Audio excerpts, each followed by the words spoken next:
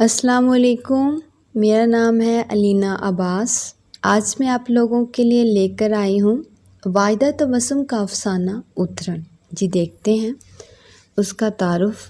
اس افسانے کی کہانی کچھ اس طرح سے ہے کہ ایک شہزادی پاشا اور دوسری طرف کام کرنے والی کی بیٹی چمکیلی ہے۔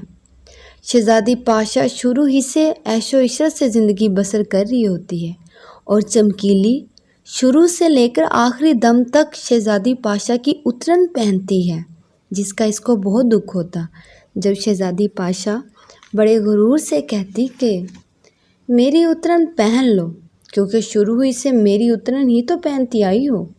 شہزادی پاشا اور چمکیلی دونوں ایک مولوی کے پاس پڑھی ہیں، دونوں ایک ساتھ ہی بڑی ہوئی ہیں۔ شہزادی پاشا کی ماں بہت رحم دل تھی، وہ نوکروں کی اولاد کے لیے بھی رحم دل تھی، ہمیشہ دوسروں کی مدد کرتی تھی۔ جہاں انہیں اپنی بیٹی پاشا کی شادی کی فکر تھی تو دوسری طرف اس کو چمکیلی کی بھی فکر تھی کہ دونوں کی شادی بھی ایک ساتھ ہو جائے۔ شہزادی پاشا کی شادی کا جوڑا بھی بعد میں چمکیلی کو دیا گیا۔ چمکیلی کو ہمیشہ اس چیز پہ غصہ آتا کہ میں اس کی اترن کیوں پہنوں۔ موضوع کے حوالے سے دیکھا جائے تو امیر و غریب طبقے کا موازنہ کیا گیا ہے،